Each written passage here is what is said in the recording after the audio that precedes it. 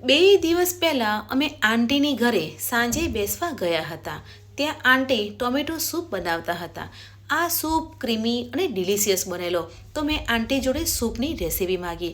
તો આંટીએ સૂપમાં એક સિક્રેટ વસ્તુ ઉમેરી હતી, જે છે ડુંગળી અને આદુ. હા ફ્રેન્ડ્સ, આજે આપણે સૂપ બનાવીશું ને, જે રેસ્ટોરન્ટ અને હોટલ પર સૂપ મળે છે ને, તેના કરતાં પણ વધારે ટેસ્ટી સૂપ ઘરે બને છે. તો સૂપ બનાવવા માટે મેં 500 ગ્રામ ટામેટાં લીધા છે. ટામેટાં પાકા અને લાલ લેવાના છે. હવે એક બીટ લેવાનું છે, 10થી 12 લસણની કળી લેવાની છે અને એક મીડિયમ સાઇઝની ડુંગળી લેવાની છે. એક મોટો આદુનો ટુકડો લેવાનો છે. ડુંગળી અને આદુ જરૂરથી લેવાનું છે. અહીંયા મેં લસણ લીધું છે, તમારે લીલું લસણ લેવું હોય તો પણ લઈ શકો છો. હવે ટામેટાં અને બીટને ધોઈ લેવાના છે અને એક ટામેટાના 4 ભાગમાં કાપી લેવાના છે. આ રીતે આપણે 500 ગ્રામ ટામેટાં લીધા છે, તો 500 ગ્રામ ટામેટાં કટ કરી લઈશું અને કુકરમાં જ કટ કરવાનું છે, કેમ કે ટામેટાં બાફવાના છે એટલે કુકરમાં ટામેટાં કટ કરી લઈશું. તે રીતે આપણે એક બીટ લીધું છે, તો બીટની ઉપરની છાલ કાઢી લેવાની છે અને બીટને સમાઈ લેવાનું છે. બીટ ઉમેરવાથી સૂપનો કલર સરસ આવે છે. ફ્રેન્ડ્સ, તમે ટામેટાનો સૂપ બનાવો ને તો બીટ અને ગાજર જરૂરથી ઉમેરજો. મારી પાસે ગાજર નથી એટલે બીટ ઉમેરું છું, પણ જો તમારી પાસે ગાજર હોય ને તો જરૂરથી એક ગાજર ઉમેરજો. સૂપ એકદમ ક્રીમી અને ડિલિશિયસ બનશે. તે જ રીતે આપણે ડુંગળી લીધી છે, તો ડુંગળીને પણ ઝીણી સમાઈ દેવાની છે. આજે આપણે નવી જ રીતનું સૂપ બનાવીએ છીએ. હું પણ પહેલી વાર આ રીતનું સૂપ બનાવું છું. હું સૂપ બનાવું ને તો એકલા ટામેટાનું સૂપ બનાવું છું, પણ આજે મારી આંટીની સ્ટાઇલમાં સૂપ બનાવું છું અને સાચે સૂપ એકદમ ક્રીમી અને ડિલિશિયસ બને છે. તો આ રીતે આપણે ડુંગળી સમાઈ લેવાની છે. આદુનો ટુકડો લીધો છે ને, તેને પણ ઝીણો સમાઈ લેવાનો છે. 10થી 12 લસણની કળી કુકરમાં ઉમેરી લેવાની છે. સ્વાદ પ્રમાણે મીઠું ઉમેરવાનું છે. અહીંયા હું પહેલાં મીઠું ઉમેરું છું, તમારે પછી મીઠું ઉમેરવું હોય તો પણ ઉમેરી શકો છો. હવે 4થી 5 લવિંગ, 4થી 5 મરી અને તજનો ટુકડો ઉમેરવાનો છે. ખડા મસાલા સૂપમાં ઉમેરીએ છીએ ને તો સૂપમાં ફ્લેવર આવે છે અને ટેસ્ટી લાગે છે. તો ખડા મસાલા ઉમેરવાના છે. 2 ગ્લાસ પાણી ઉમેરવાનું છે. અહીંયા મેં 500 ગ્રામ ટામેટાં લીધા છે એટલે 2 ગ્લાસ પાણી ઉમેરું છું. પણ તમારે 1 ગ્લાસ પાણી ઉમેરવું હોય અને સૂપ બનાવતી વખતે 1 ગ્લાસ પાણી ઉમેરવું હોય તો પણ ઉમેરી શકો છો. એ બધી જ વસ્તુ સાઈતે મિક્સ કરવાની છે. ઢાંકણ ઢાંકી અને 3 વિસલ થાય ત્યાં સુધી કૂક કરી લઈશું. ફ્રેન્ડ્સ, અહીંયા 3 વિસલ થઈ ગઈ છે અને ટામેટાં, ડુંગળી અને બીટ ચડી ગયા છે. તો હવે ક્રશ કરી લેવાનું છે. તમારે બ્લેન્ડરથી ક્રશ કરવું હોય તો પણ કરી શકો છો અને મિક્સર જારમાં ક્રશ કરવું હોય તો પણ કરી શકો છો. આપણે બ્લેન્ડરથી ક્રશ કરી લઈશું તો આ રીતની ટામેટાં પ્યુરી બની જશે.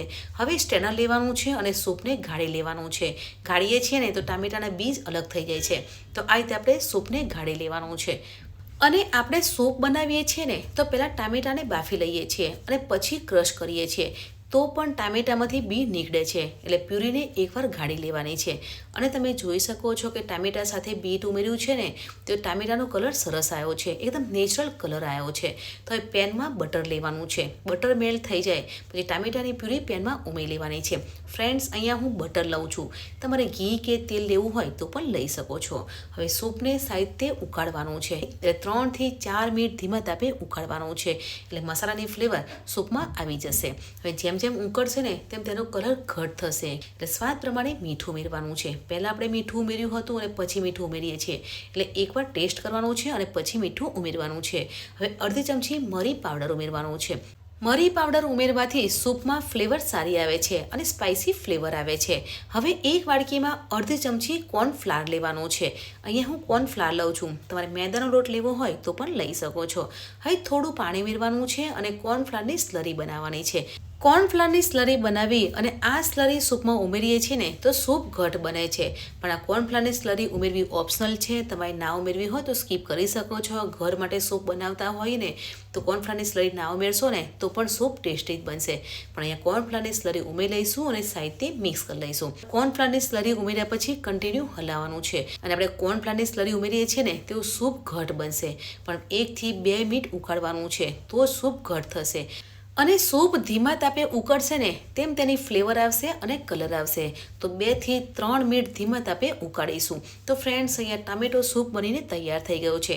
આજે મેં મારી આંટીની સ્ટાઇલમાં સૂપ બનાવ્યો છે અને સાચે સૂપ ક્રીમી અને ડિલિશિયસ બન્યો છે. અમારા કુંજને સૂપ નથી ભાવતું, પણ આજે મેં સૂપ બનાવ્યો છે ને તો 2 બાઉલ સૂપ પીધો છે. તો ગરમા ગરમ ટોમેટો સૂપને સર્વ કરીશું અને ક્રિસ્પી ટોસ્ટ સાથે સર્વ કરીશું. હવે ઘરની ફ્રેશ મલાઈથી ગાર્નિશિંગ કરવાનું છે. તમે ફ્રેશ ક્રીમ પણ લઈ શકો છો.